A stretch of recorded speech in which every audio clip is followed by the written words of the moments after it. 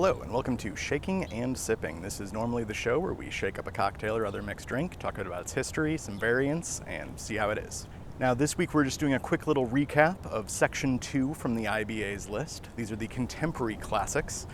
2 of 3 sections on the IBA's list we are now completed. So today I thought we'd just come out to a bit of nature for that recap. So we're not going to be mixing up a cocktail or other mixed drink today. We will, however, just briefly talk through what's been interesting, in my opinion, about this section of the list. So the biggest difference, of course, is just the type of drinks that we're dealing with. So much of the first section, the unforgettables, were really just ways to use spirits. Right? It was very much expected in sort of every drink that there was a clear, strong spirit with some modifications made to it, right? The old-fashioned or the classic cocktail being the sort of quintessential example of this, where you take some spirit, add a little bit of bitters and sugar, and call it a day. Other cocktails were certainly more advanced than that, but not much more.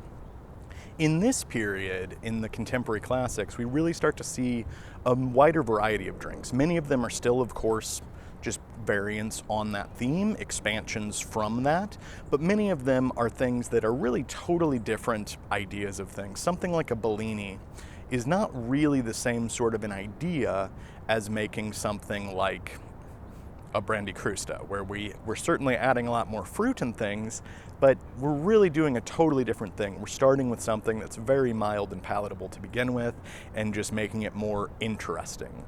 We're also seeing, of course, all of these 70s drinks show up where we're trying to make them easier to make, but also bringing in commonly available things like orange juice, which at the time wouldn't have been freshly squeezed. Very different vibe, much more sort of complicated things, but that a home gamer can make, right? Stuff that you don't have to go to a bar for to see Jerry Thomas toss a blue blazer back and forth between pitchers on fire, but at the same time are more complex than an old fashioned. So that's sort of the big difference in vibe. And so because of that, I think the drinks are just very all over the place in terms of enjoyability for me and or suitability to different things.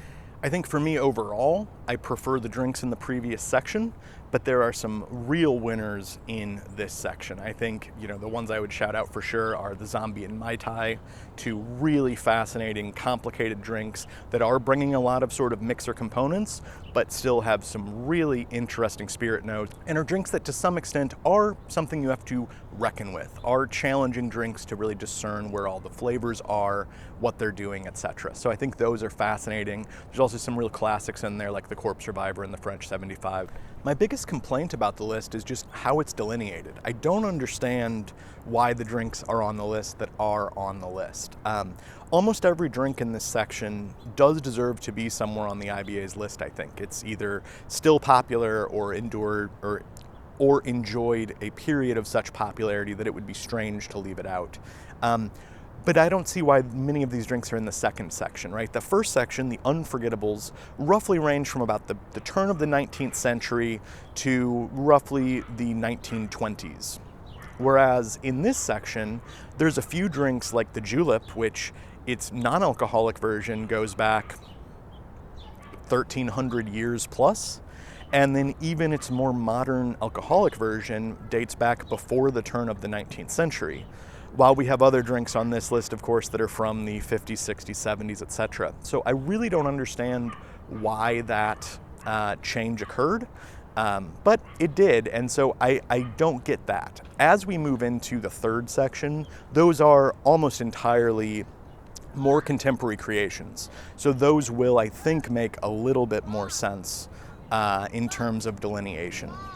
In terms of biggest surprises for me personally, in a positive way, would probably be the Cosmo, to be honest. It's a drink I don't give much thought to. It's still not one that I'm going to be ordering much going forward, but it's better than you expect it to be. And I think that that's the fact that while it is in many ways similar to that Sea Breeze Cape Codder vibe, the fact that you've got Cointreau as an integral ingredient means that you are actually doing something spirit-wise in the drink, makes it much more interesting than just relying on mixers alone, at least in my humble opinion.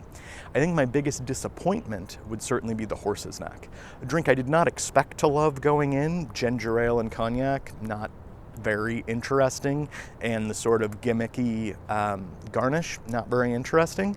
But I expected to at least think it was fine and uninteresting, and instead it wasn't. It was slightly unpleasant. That one, to me, definitely my biggest disappointment. That's really all the random waffling on that I've got for you right now. If you've been following along, I'd love to see in the comments what drinks have been either surprises to you, disappointments to you, excitements to you, etc. That's really all we have for this section. We will eventually get around to doing the third section and wrapping up the IBA's list. As I mentioned in the previous video, we are going to take at least a few week break here, but we will come back eventually. Until the next one, happy sipping. Cheers.